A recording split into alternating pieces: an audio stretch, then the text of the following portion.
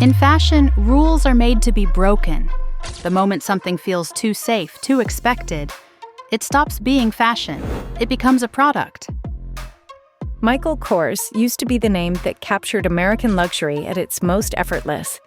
Jet-set glamour, clean lines, and a logo you could spot from miles away. For years, it was untouchable. Then suddenly, it wasn't. Somewhere between the runway and the outlet mall, the brand lost its edge and sales went down quickly. What started as a symbol of chic accessibility became, to critics, a punchline. Mass-produced, overexposed, and stripped of exclusivity. And when Michael Kors acquired Versace for $2.2 billion in 2018, fashion purists called it blasphemy. But how did a designer who once defined modern luxury become the face of its commercialization? So where does Michael Kors go from here? Before the runways, before the fame, before the logoed tote bags, there was Carl Anderson Jr., a kid from Merrick, Long Island, born in 1959 to a former model mother and a sharp eye for style. At just 5 years old, he helped redesign his mother's wedding dress for her second marriage, not your typical kindergarten project. With that marriage came a new last name, Kors, and soon, a new obsession. Fashion wasn't a phase. It was the language he spoke fluently before most kids could spell Gucci. As a teenager, Kors turned his family's basement into a boutique, selling clothes he designed himself. No investors, no runway shows, just instinct and hustle. That basement setup would become a blueprint for the brand he'd one day build, accessible, polished, and unapologetically commercial.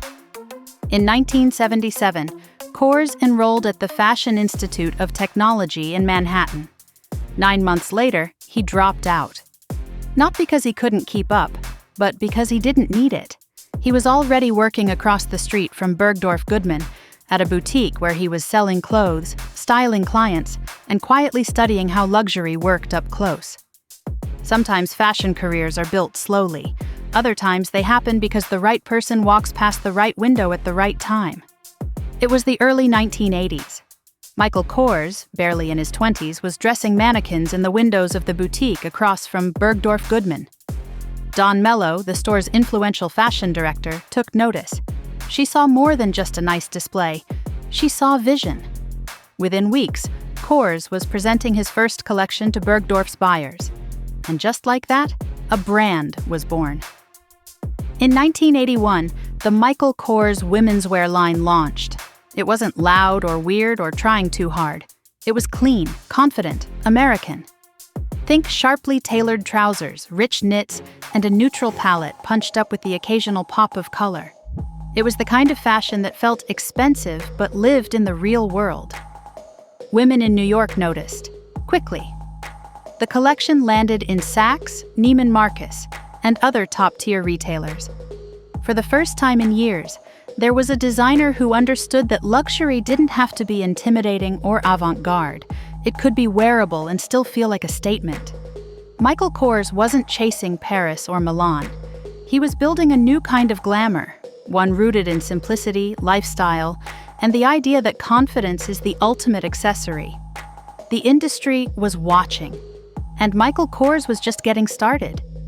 By the mid-1990s, Michael Kors wasn't just designing clothes. He was curating a lifestyle. The kind you saw in glossy travel ads, white sand beaches, private jets, effortless glamour. It was aspirational, but not out of reach. That was the genius of it. He coined it jet set, a look that balanced luxury with ease. A slouchy cashmere sweater you could wear on a plane or to a meeting, a crisp blazer that didn't need to try too hard. Kors understood his customer, a woman who had places to be, people to impress, and zero interest in overcomplicating her wardrobe. The aesthetic was sleek, neutral, polished, no fuss, no gimmicks, just timeless silhouettes, elevated fabrics, and confidence stitched into every seam.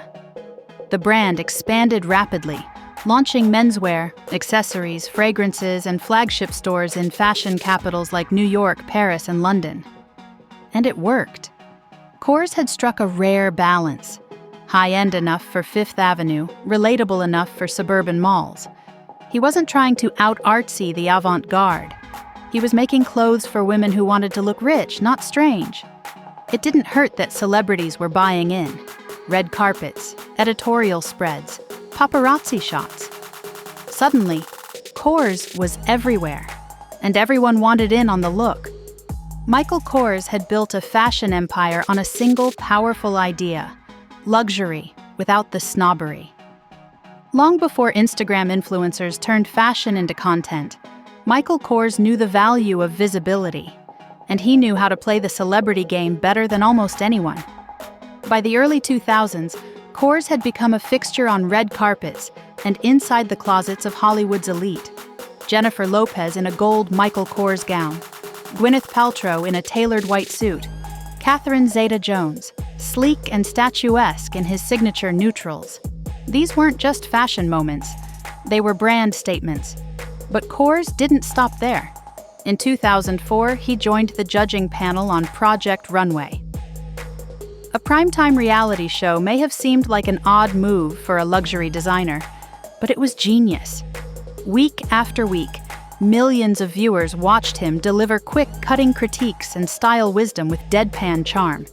He wasn't just dressing celebrities, he was becoming one. The exposure was priceless.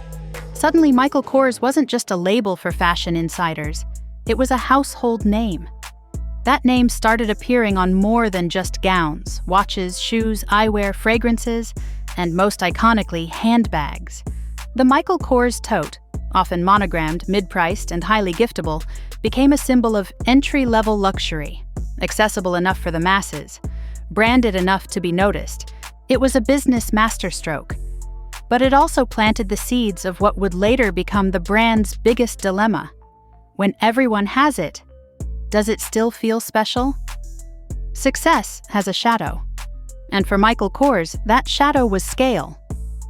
By the early 2010s, the brand wasn't just winning, it was dominating. The Michael Kors logo was everywhere, on wrists, over shoulders, in airports, in outlet malls, on Instagram. That distinctive MK medallion became one of the most visible symbols in fashion. And for a while, the strategy paid off. Revenue soared, stock prices climbed, investors applauded.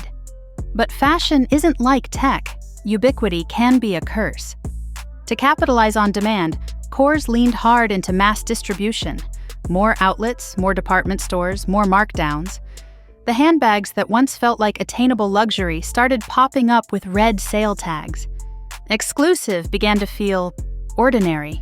Critics noticed. So did customers. What was once aspirational now felt overexposed. The same bag your coworker bought full price at Bloomingdale's was suddenly 40% off at the outlet 3 towns over. The mystique of luxury was fading, replaced by accessibility, and not in a good way. Even inside the fashion world, backlash bubbled up. Designer Roberto Cavalli publicly accused Kors of copying. Others called the brand predictable, safe, even tacky. The problem wasn't quality, it was perception. Michael Kors, the man who democratized luxury, had done it almost too well. The brand's success had become its liability.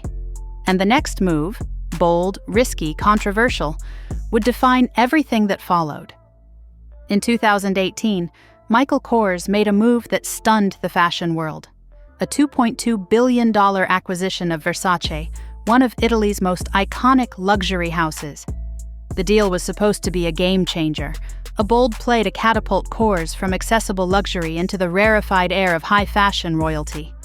Instead, it sparked outrage. Versace fans saw red.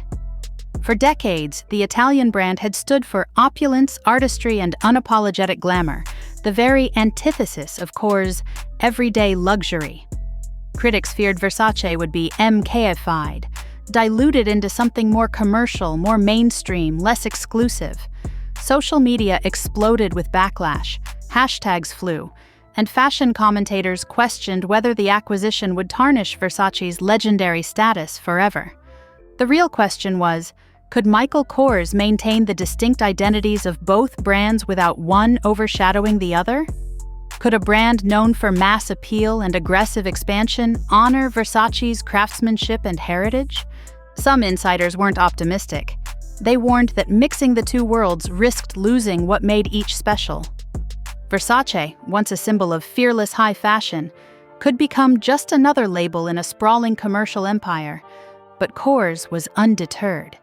The acquisition was part of a bigger plan to form Capri Holdings, a luxury conglomerate alongside Jimmy Choo and Michael Kors itself. A modern-day LVMH in the making. Yet with great ambition comes great scrutiny. The fashion community remained skeptical. Could Michael Kors really lead this new luxury powerhouse without sacrificing authenticity? The verdict was still out. After the backlash from the Versace acquisition and years of overexposure, Michael Kors faced a reckoning. The brand that once symbolized effortless luxury now wrestled with an identity crisis. How do you reclaim exclusivity after mass market saturation? The answer wasn't simple, but Kors made a clear decision to dial back. Starting around 2020, the brand began pulling away from outlet malls and slashing discounts. The goal? Restore prestige and rebuild desire. This strategic pivot was as much about perception as it was about product. No longer was it enough to be everywhere. Now, Michael Kors needed to be wanted. The brand refocused on quality, craftsmanship, and classic designs that reminded the fashion world of its original promise: modern elegance with a jet-set spirit. Fall 2023 marked a symbolic moment. Kors unveiled a collection inspired by his grandmother's 1930s wedding dress, a nod to heritage, timelessness, and craftsmanship. Sequined hoodies met tailored blazers, a seamless blend of tradition and modern edge. It was a message. Michael Kors wasn't just chasing trends, it was reclaiming its soul. But the road ahead remains challenging. Luxury consumers are skeptical.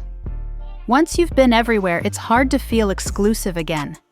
The brand's challenge is balancing innovation with heritage and mass appeal with premium prestige. Michael Kors is at a crossroads. Can it rewrite its narrative and prove that democratizing luxury doesn't have to mean diluting it?